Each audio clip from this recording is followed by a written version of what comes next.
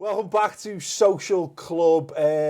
We discussed earlier that the FA Cup there and maybe wasn't all it was cracked up to be. One really interesting thing that came out of this, though, was Micah Richards being taken on by the fans, giving some a bit back. We want to win as much as we do. Yeah. Circumstances at the moment, we're fucking just as bad as you know what I mean? But do you think this is going to help our situation? Be honest, do you think this is going to help our situation? I agree. It's not, exactly, you know what I mean? We've got to stick together and love, do you know what I mean? You got the video up on READ Aston Villa as well, which you kindly showed to us as well, so we're fully up to date on Cheeky it. plug. What did you think of it? Because it doesn't always go well when fans confront players necessarily. But, I mean, I watched it and I came away with it thinking kind of, you know what, kind of fair play to Micah Richards. I don't think I've ever had that high an opinion of Micah Richards at that point of opinion, to be honest. But there you go. For me, like, what that screams out to me is it screams out that at least someone's there that cares, essentially. And that's just kind of, it gives the fans a bit of respite, and at least it shows that our captain on the field gives a shit about the club, essentially. You see Gabby Bonlahor, who's supposed to be the club captain, just non-existent, completely non-existent. He's got more yellow cards than goals, and he's pinned up as this great player for Aston Villa. He's a fan favourite, and everyone loves him. But what's he done? And what's he doing now as the club's in turmoil? Nothing. And it's really frustrating. So at least one bloke has stood up for the team and then for himself, and is actually doing something. And he's obviously in the past, he's gone to Twitter. He's had a bit of a spat with Ian Wright. And he's actually friend of the show, and he's obviously showing himself to be a bit of leadership in like a team that's looked like it's got none, even from the manager to some extent. What I kind of enjoyed though, Pep, was how the fans were like, "Yeah, Richards, where's the heart, where's the passion?" And then basically they kind of shit themselves a little bit when he kind of went, "Well, look, we're trying," and he goes like, "We're trying, aren't we? You know, are you helping? Are you helping? Yeah. How's that helping when we're doing that?" And they kind of went, "All right, fair play." Not really sure where to go with this now, Micah. I don't really have a problem with it either way. I think there's room for fans to do that, as long as it stays like that. Yeah. I know there's other videos of basically fans just abusing them, but I think it's good that there's a bit of communication. There is just plain talk, because there's just not enough rational sense coming out of Villa. I believe last week, who's the fella you've got on the board? Is he a colonel or something? Oh yeah, General Krulak. There's a general on the board, right? He's got two purple hearts. Who basically said last week that Villa should take pride. Basically. He's in Rambo. Yeah, mad. And he said that Villa should take the pride, the fighting spirit of what we showed as a nation in the Gulf War, and use that to get Villa out of relegation. Of all the wars you could call it. Yeah, because we were boss. Lads, remember that Falklands? Just do that on the pitch. Vietnam, score draw. That's what we're looking for. Me and my dad have a bit of a joke that General Krulak's kind of rolled out when we're in the Maya, and he's like kind of gives them a rallying talk. But like in reality, he's a bit of an embarrassment, and he adds to the situation and the Maya that we're in ourselves. I have a vision of him being a bit like Full Metal Jacket. A bit like, I will rip off your head and shit down your neck, Micah Richards. That might help. I mean, I just have visions of him carrying a whip everywhere. Yeah, like a crop whip, like in his boot. I just can't wait I can't imagine like his reaction when he kind of gets a phone call from a journo and he still kind of realises, oh yeah, I'm on that board, aren't I? Oh, what do I say? What's one of my kind of go-to lines to reel off for the media? Oh yeah, use that one of them. Spirit. Yeah, I'm just made up you did that. I didn't know people still did that with phones. It's mad, isn't it? It's just a mad situation. The whole place is just. But I'm glad. As I say, go back to. I think there's always room for that kind of communication. But you again, before we were filming, Robbie, you gave an example of it when you were away watching Arsenal and like, they'd been diabolical, and the fans, the players refused to engage with the fans. Yeah, it was Dynamo Zagreb away this season. Arsenal, terrible performance. We got beat that night in a game that we was expected to get something out of it. It happens.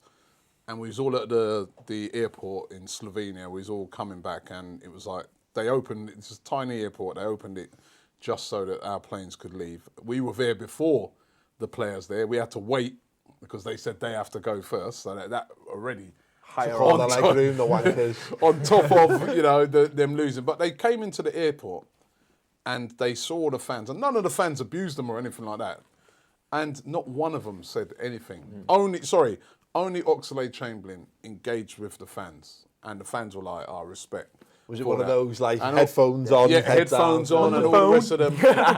And all the rest of them, they just looked forward and went straight onto the plane. And I thought to myself, that was an opportunity for one of you, even the captain, to just come over and just say, guys, it was a bad result tonight, but we'll bounce back. That's all you got to say. Saying sorry to a big issue seller when you walk past. Sharge mate.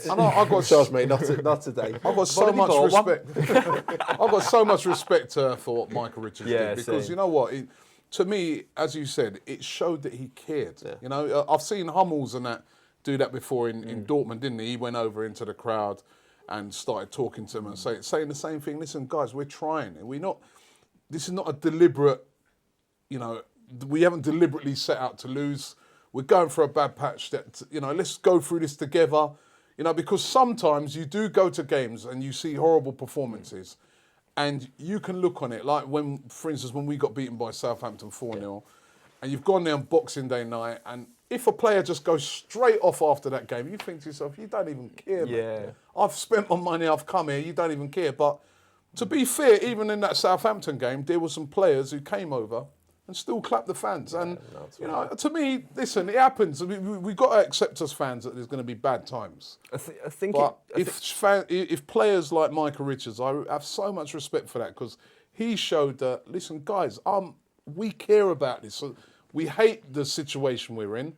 We're trying our hardest. It just ain't working out. But back us, because if you just boo us and slag us off, it ain't going to help. I thought that was fair enough. I think it also feeds into the wider modern football narrative of like everything's so sleek and PR'd and perfectly kind of orchestrated that people don't want to push the boat. Like especially in the Premier League, like players don't want to push the boat, and because if they do, they know there'll be repercussions. Like what happens when you push the boat? Is it in a media sense, but rock the boat. I'll change my language for the. I'll change my language. He's horrible like this. He's always getting me on my pronunciations. I'm saving you from. I'm saving you from the comments, and that's all I'm doing. Just don't rock the boat. Just don't rock the boat, baby. I might just stick with the tip of the boat. I might just stick with what I originally said. Don't you think? Just rebel. Don't you think when the players do? When players do these little gestures, it goes a long way. I mean, I saw dead right on that. I saw Theo Walcott on Saturday, right? He does a little thing after the game. If we win, he does this little thing, sort of a la American football, where they sort of jump up and jump into each other. He always does that with Mertesacker. Mertesacker wasn't playing. Don't do that at all. Mertesacker wasn't playing in the game, and he was coming off, and a fan had sort of tried to jump onto the pitch, right? And the stewards had grabbed him. And Theo said to the stewards, let him go. And then he came up, and Theo goes, come, Mertesacker's not here, let's do the little jump up together. He'd done a little jump up with him. Theo Walcott. He's out for 3 weeks. Probably, yeah. And then Theo took the shirt off, took his shirt off, gave it to the fan, and the fans loved it. And I think sometimes social media love it too. It's great. Yeah, fans. You're right. Sorry, I did jump down on you on the Theo fixated by Puma though. Absolutely. The guy had Puma trainees on at the time. Funny that, brand new ones as well. But I think what you kind of getting to is that they are social media trained within each of their lives, and they are terrified of the fans. Yeah. Players are trained to be fearful of fans because they just are, and that's where the separations happen. And the media, though. Yeah, true. But what I mean is... you know what, you can't blame them sometimes because the media are horrible. The media will twist a lot of things that these guys try to do, genuine things, straight up. and it gets twisted. When you've interviewed the players, they come and they're very tense when it starts, and then they realise that you actually like them. Relax. And you're not there to make them look like dickheads. It's the people around them that are the problem. I've had it myself. I've asked people to come into the studio. No, you can come up here and do it, in this particular place. And then you get in, you ask them, they go, yeah, I'll come in anytime. But also, though, if a player does talk directly to the fans, and the words don't get twisted by anyone else, do they? It's just straight up. You can watch that video and see what was said, what he said, and what was said back, and it's black and white. There's no ulterior motive to it, and I think that's brilliant. I think that's why the clubs don't like it in the same sense too, because they can't control the narrative. Exactly, and they want to control everything. Exactly. Well, this is the They're problem, not controlling this. but let's use Micah Richards as an example, though, because look at him when City won the FA Cup. He's on the pitch being interviewed after. How many times he swore in that His interview? first game was against Aston Villa in the FA Cup, and he scored and they won. And afterwards on the BBC, the first thing he just went, "Fucking great, wasn't it?" And it was like, "Oh, shouldn't have said that." And it was like brilliant. Yeah, him and Balotelli swearing their heads off on the Wembley pitch if they won it, and that's the thing the clubs can't. They're terrified of is that. Oh, is that a certain good example? Oh, this and that. Our manager says shit in every press conference at the minute. Like, you mean He's got a reason though, hasn't he? But yeah, well, I just cut the show off there. It's not getting any better than that. 1-0. Yeah. Fuck. But you know, they're so terrified of what they might say that you're right. I think you're dead right. Because we look at Liverpool had it as well when Brendan Rodgers used to come out and speak to the fans, speak to the websites and all that kind of stuff, and it basically got the plug pulled because they stress out about it and they're worried about their own media channels and all this kind of stuff. And whereas really the goodwill that Brendan Rodgers coming out, he spent, I think you were actually I was at one, yeah, it was great. He spent an hour with the fans talking through his tactics, his approach and what he wanted to do. We were supposed to be there for 20 minutes and he was doing all these tactics on his fingers and he got someone to come out and bring a whiteboard out and started, and he went, "It's all right, I can tell you because you're not going to go and like spoil it for anyone." And I was sitting there going, but it was really good because he spoke directly, and I've done it as well with Martinez. Gone in the end of the season, you got 15, whatever, 10 lads sitting around. You know, you get a couple of questions over an hour, and he'll just tell you what, you know, he'll tell you exactly what it is, and there's no nonsense. There's no one whispering in his ears. There's really, really nervous people sitting in the corner, but it works fine, and having that is really important. That back and forth. Yeah. You can't do it with like every single person, but you know, if you've worked hard and got yourselves a little channel and stuff, and you take those freebies off Adidas and Puma and all the rest. Is that right? Yeah. What freebies are those? I don't want freebies. It's all a Warrior freebies. That's what you want. Everyone wanted a freebie off Warrior. I've got loads of freebies, but I've got that terrible Everton badge on with Tim Howard on. The Howard badge, yeah, the one that looked like a smiling pig from last season. But it is, and I think that there's a point there that there are bad things that can come of it, but equally.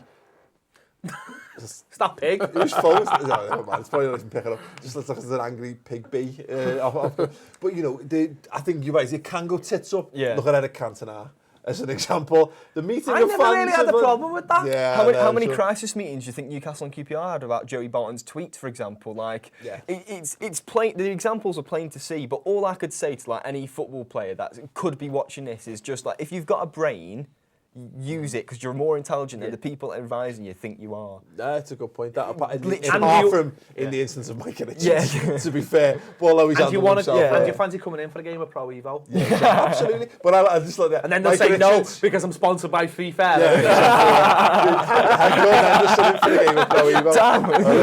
Well, that's a great bit. There was actually, funnily enough, there was a Henderson bit where of our interview where that had to be cut out, because he admitted that he probably doesn't play as much FIFA as he kind of, you know, as someone who's maybe, you know what I mean?